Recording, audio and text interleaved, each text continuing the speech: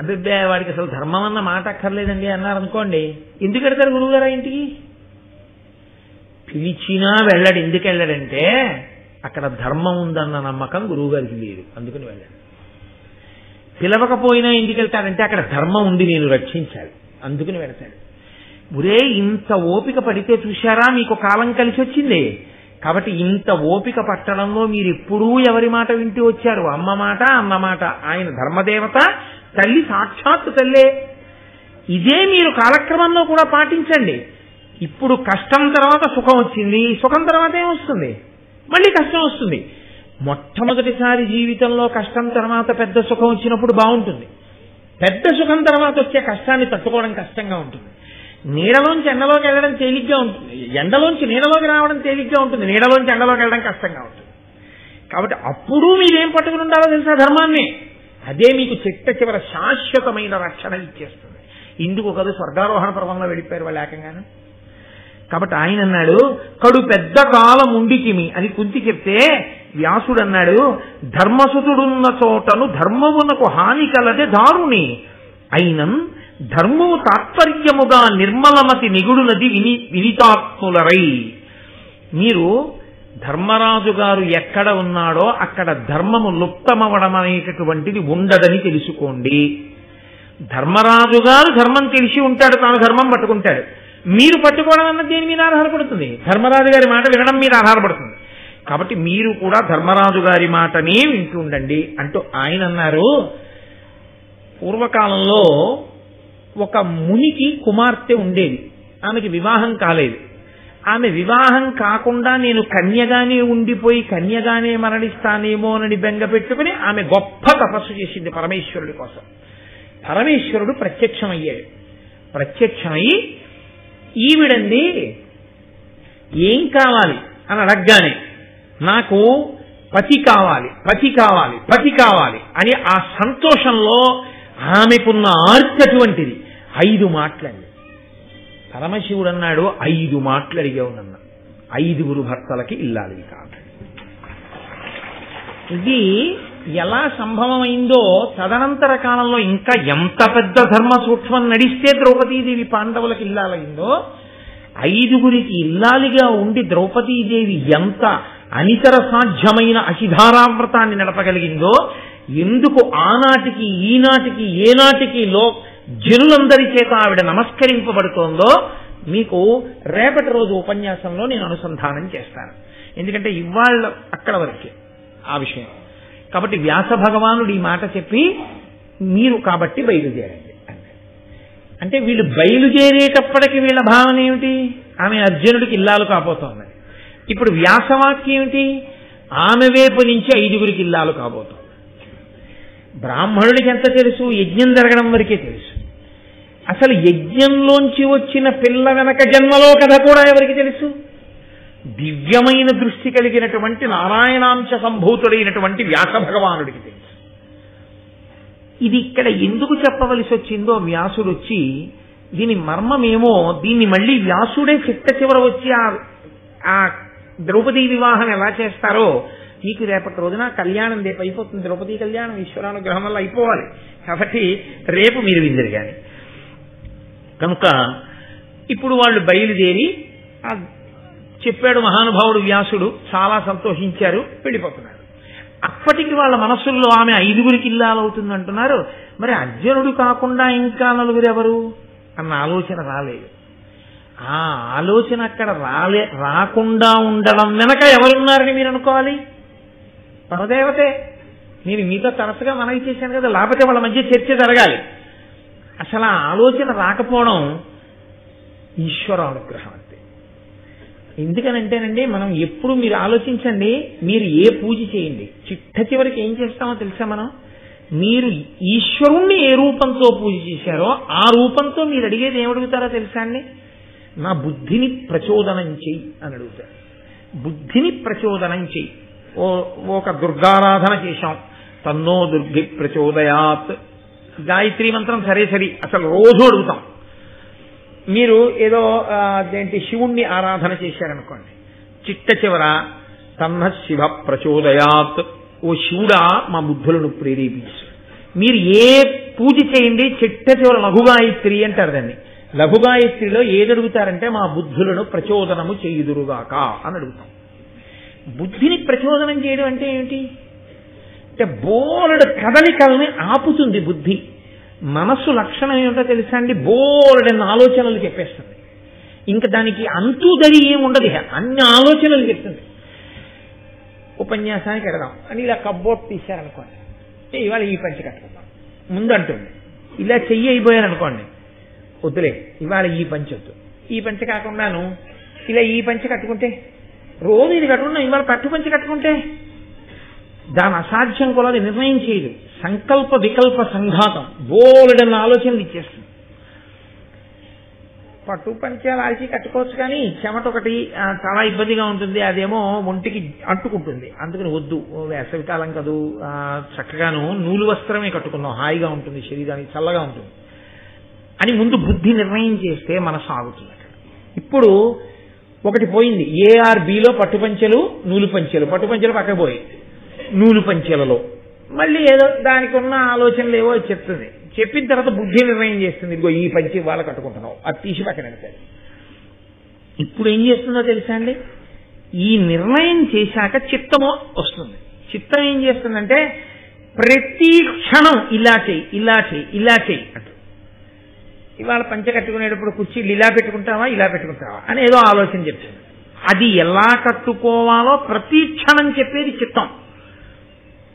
ఇలా అద్దంలో ఒకసారి చూసుకుని ఓ ఈ పంచ నాకు బాగుంది అనుకున్నాడు అనుకోండి అహంకారం. మీరు జాగ్రత్తగా గమనించారంటే ఇది ఇంకొకరి మీద పెట్టడం ఇష్టం లేక ఇలాంటివి నా మీద పెట్టుకుని నేను చెప్తున్నాను, ఒకరిని కించపరచడం ఇష్టం లేక. ఏ పని చేసినా కూడా మీకు ఇవి ఎప్పుడు నడుస్తాయి, మనోబుద్ధి చిత్త అహంకారములు ఈ నాలుగే ఎప్పుడు అసలు అవి ఎలా వెళ్ళిపోతాయంటే, పిల్లలు చూడండి సబ్బు నీళ్లు పట్టుకుని ఇలా ఉత్తే బుడగలు వస్తుంటాయి, అలా మనోబుద్ధి చిత్తహంకారములు మనోబుద్ధి చిత్తహంకారములు మనోబుద్ధి చిత్తహంకారములు నడుస్తుంటాయి. ఇందులో మనస్సు చిత్తము అహంకారము బుద్ధి చెప్పిన దాని వల్ల యశస్సుని కానీ ఉన్నతిని కానీ పొందుతుంటాయి. ఈ బుద్ధి నిర్ణయాన్ని తప్పు చేసింది అనుకోండి, అంతే, ఆ చేసిన పనంతటి వల్ల ఏమొస్తుందంటే కింద పడిపోయేటటువంటి లక్షణం వస్తుంది.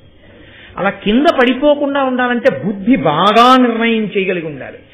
బాగా నిర్ణయం చెయ్యాలంటే అది మన అదృష్టం మీద ఉండదు, ఈశ్వరానుగ్రహం వల్ల ఉంటుంది. ఆ బుద్ధి ఆయన ప్రచోదనం చెయ్యాలి. కాబట్టి ఏది చెయ్యండి మనం ఒక్కటే అడుగుతాం, ఈశ్వర నా బుద్ధిని ప్రచోదనము చేయుదువుగాక. ఆ బుద్ధి ఒక్కటి ప్రచోదనం అయిందనుకోండి చాలంతే, చెడ్డవాడు మంచివాడైపోయాడు. ఆ బుద్ధి సరిగ్గా ఉండకపోతే మంచివాడు చెడ్డవాడైపోయాడు, మంచివాడు చెడ్డవాడైపోయాడు, ఆ ఇల్లు పాడైపోయింది, చెడ్డవాడు మంచివాడైపోయాడు, ఆ ఊరంతా బాగుపడిపోయాడు. ఎక్కడుందండి ఇప్పుడు అంతాను? ఆ బుద్ధి మీద ఉంది.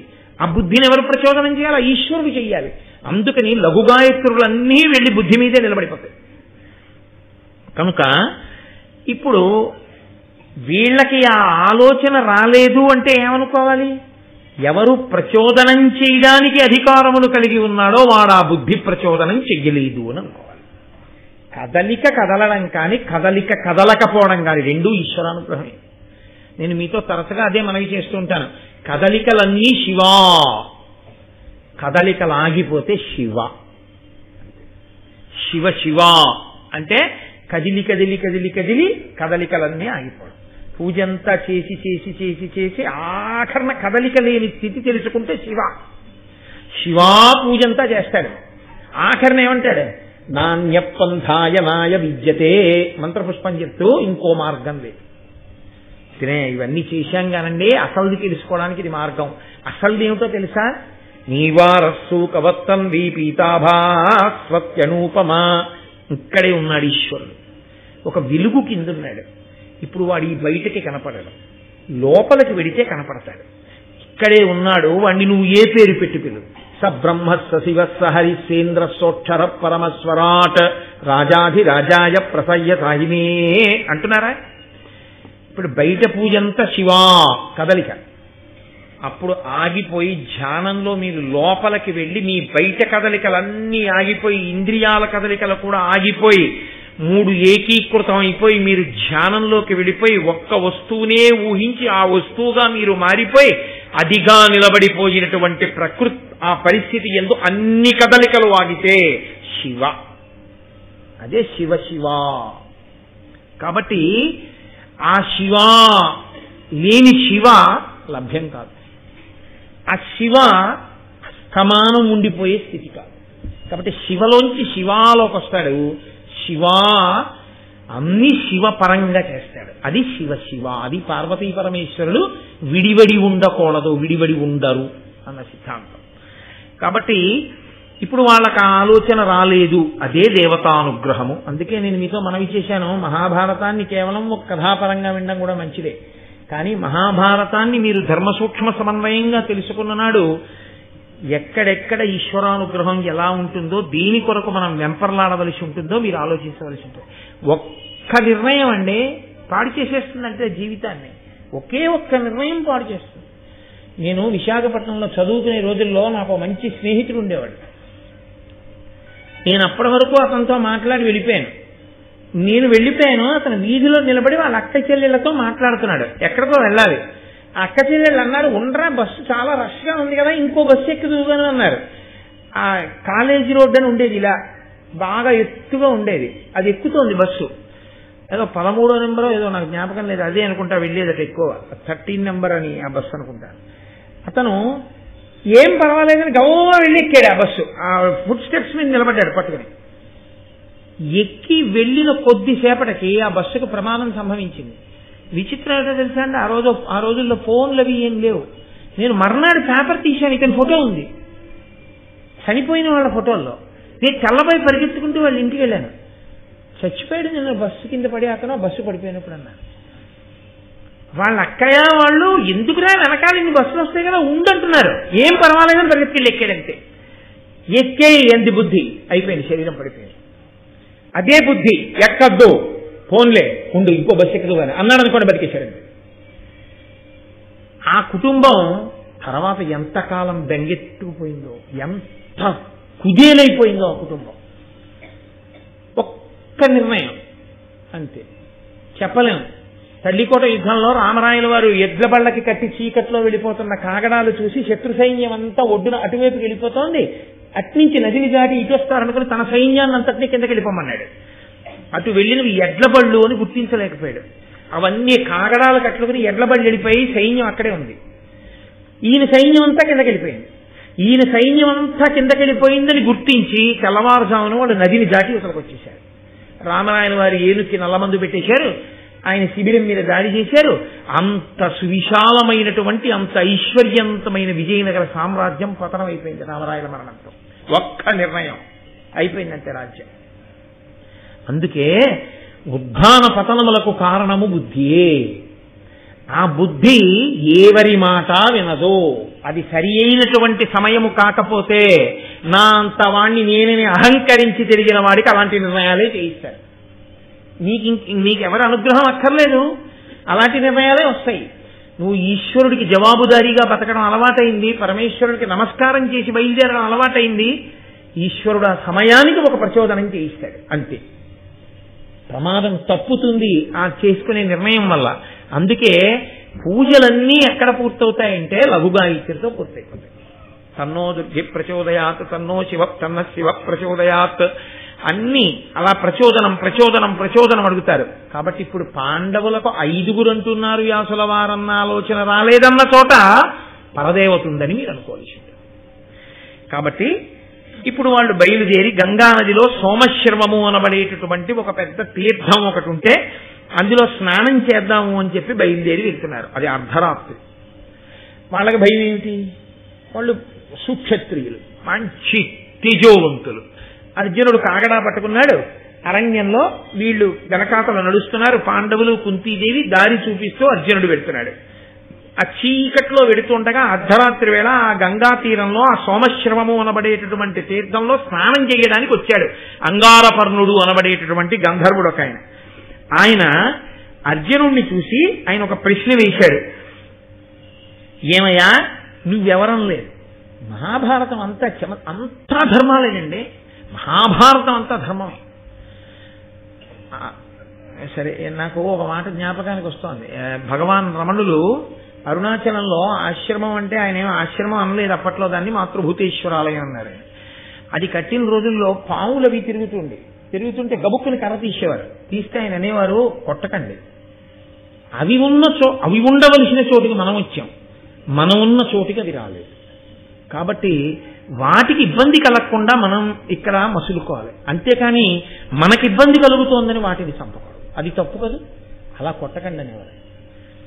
అంగారపర్ణుడు ఎంత ధర్మం అడిగాడో తెలుసా అండి. ఆయన భార్యతో విలాసంగా అక్కడ క్రీడిస్తున్నాడు. వీళ్ళు వెళ్ళారు 5.